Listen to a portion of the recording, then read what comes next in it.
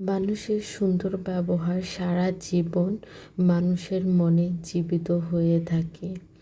Hello everyone, আসসালামু আলাইকুম। কেমন আছেন সবাই? আলহামদুলিল্লাহ, আমি অনেক ভালো আছি। আজ আমি ছোট্ট একটা গল্প শেয়ার করব। অনেক দিন ধরে একজন ভাইয়া কেক অর্ডার দিবে, আমাকে এতটাই বিরক্ত করতেছে যে আমি একটা সময় গিয়ে ওনার সাথে খুব খারাপ আচরণ করি। আসলে উনি কেন এমনটা করলো, শেষ পর্যন্ত ভিডিওটা দেখলে অবশ্যই বুঝবেন। আমি তারই অর্ডারের কেকগুলো দেখাচ্ছি।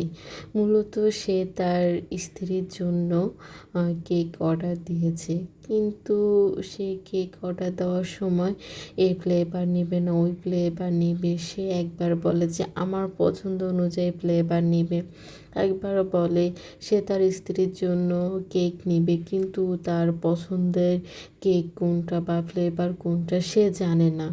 তো একটা পর্যায়ে গিয়ে আমি অনেক রেগে যাই, যে আমি ভাবলাম হয়তো উনি আমার কাছে ফাজলামো করতেছে, কিন্তু যখন আমি ওনার পুরা কথাটা শুনি তখন আমার কাছে অনেক কষ্ট লাগে।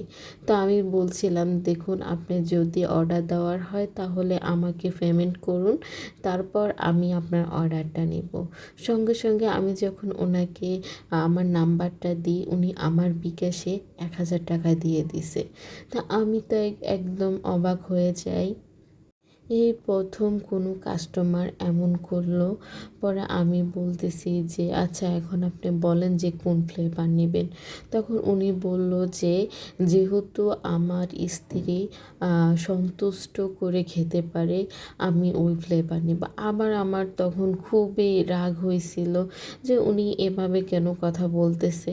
তো ওনাকে আমি আবার বলি যে আপনি বলেন কি নিতে চান। তখন উনি আমাকে বলে যে উনি 50 পিস কাপ কেক নিতে চায়। তা আমি অবাক হই যে কাপ কেকের জন্য আপনি আমাকে এভাবে ঘুরাইছেন, তো আমি তো কাপ কেকের অর্ডার নিই না। তখন উনি বলে যে অনেক রিকোয়েস্ট করে, বলছে যে আমি প্রতি পিস যত টাকাই বলি না কেন উনি অত টাকাই আমাকে দিতে রাজি। তো আমি ওনার অর্ডারটা নিই। আমি যেমন প্রাইস বলেছিলাম উনি তার থেকেও আমাকে 250 টাকা বেশি দিয়েছিল। পরে আমি রিটার্ন দিতে চেয়েছি, কিন্তু উনি নেয় নাই। কেকগুলো বানানোর পরে যখন আমি প্যাকেজিং করি তখন আমি ওনাকে বলি, দেন আপনার অ্যাড্রেসটা এবার অন্তত দেন, আমার কেক বানানো শেষ, আমি এখন আপনার কেকটা ডেলিভারি বয়ের কাছে দিয়ে পাঠাবো। ও আরেকটা কথা হচ্ছে, উনি ওনার পরিচয় বা কোথায় পাঠাবো উনি কোনো কিছুই আমাকে দিতে চাই নাই। বানানোর পরে উনি আমাকে বলতেছে যে আপনি যে ঝাড় কেকগুলা বানাইছেন এগুলো হচ্ছে আপনার পরিবারের মেম্বারের জন্য।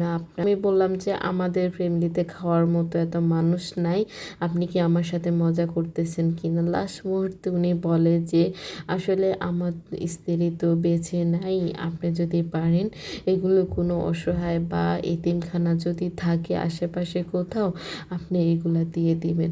তখন আমার ওই মুহূর্তে আমার কাছে এতটাই খারাপ লাগে যে আসলে আমি এই মানুষটার সাথে এত খারাপ ব্যবহার কেন করেছি। তো একটা পর্যায়ে আমি ওনাকে জিজ্ঞেস করি যে আপনি প্রথমে তো আমাকে বলতে পারতেন যে আপনি আমার হাত দিয়ে কেক আপনি কোনো এতিম বাচ্চা বা অসহায়কে দিতে চান, তাহলে তো তখন আমি সুন্দর করে আমি একটা পাউন্ড কেক বানিয়ে আমি দিয়ে দিতাম কোথাও মাদ্রাসায়। এত ঘোরানোর তো কোনো কিছু ছিল না। পরে উনি আমাকে বলে যে আসলে আমি জানতাম না, হয়তো আমি ওই কথা বললে আপনি যদি অর্ডারটা না নেন আপনার সমস্যা যদি হয়, এই কারণে আমি ঘুরিয়েছি। পরে অনেকবার উনি আমার কাছে সরি বলে, তখন আমার নিজের কাছে অনেক খারাপ লাগে। তো আজ এই পর্যন্তই, আল্লাহ হাফেজ।